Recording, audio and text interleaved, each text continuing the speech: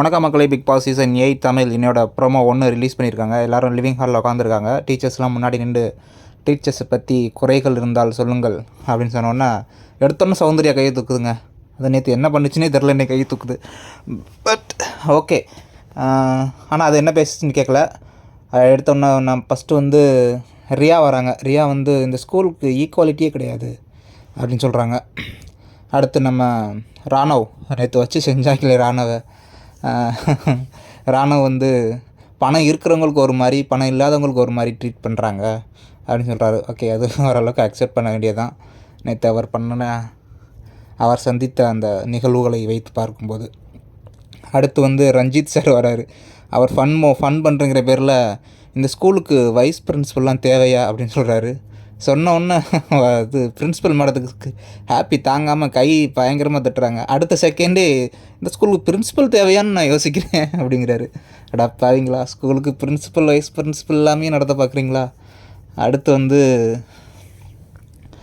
தீபக் வராரு. தீபக் மோரல் டீச்சருக்கு மோரலே தெரியலை, ஒன்றும் தெரிய மாட்டேங்குது, அவங்கள எப்படி மோரல் டீச்சராக போட்டிங்க அப்படிங்கிற மாதிரி கேட்குறாரு. ஸோ அவங்களுக்கு இன்னும் கற்றுக்கிட்டு சொல்லி தந்துருந்தால் நல்லா இருந்திருக்கும். நான் கற்றுத்தரேன் மோரல் டீச்சருக்கு ஸ்டூடெண்ட் மோரல் கற்றுத்தர்றது மாதிரி ஒரு மோரல் டீச்சர் இருக்காங்க.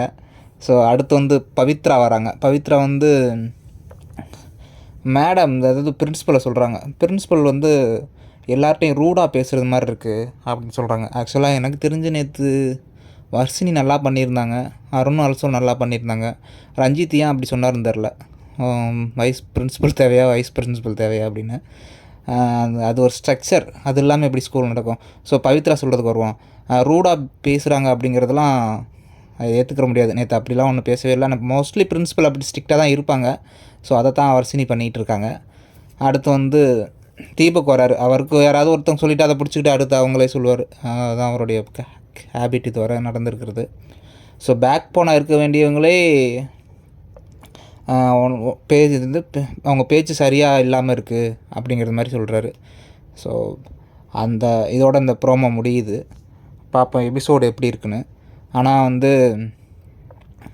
அருண், வர்ஷினி நேற்று அந்த நைட்டு அந்த மழை வரும்போது அந்த வெளியே உட்காந்துட்டு கொடை பிடிச்சிக்கிட்டு ஒரு லவ் சீன் இருக்கும் பாருங்கள், சூப்பராக இருந்துச்சு. அதை பார்க்குறதுக்கு என்னமோ ரியல் படத்தில் வர்றது மாதிரி ஷூட்டிங் சூப்பராக இருந்துச்சு அது.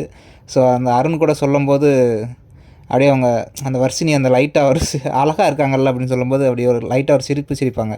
அதெல்லாம் நேச்சுரலாக இருந்துச்சு. ஸோ எப்போவுமே அந்த பொண்ணுங்களுக்கு சொன்னோன்னா அழகாக இருக்கீங்க அப்படின்னு சொன்னால் அவங்களுக்கு ஒரு சிரிப்பு வரும்ல, அது அப்படியே சூப்பராக இருந்துச்சு. யாருன்னா பவித்ரா தான் கேட்பாங்கன்னு நினைக்கிறேன். ஸோ அப்போ அருண் சொல்வார், அவங்க எப்போவுமே அழகு தானே அப்படின்னு. ஸோ அவங்க ரெண்டு ஒரு காம்போ நல்லா இருந்துச்சு, சூப்பராக இருந்துச்சு, பார்க்குறதுக்கு நல்லாயிருக்கு. இன்றைக்கி எப்படி இருக்குன்னு பார்ப்போம். ஸோ இன்றைக்கி வர்ஷினியை டார்கெட் பண்ணுறாங்கன்னு நினைக்கிறேன். பார்க்கலாம் என்ன நடக்குதுன்னு. தேங்க்யூ.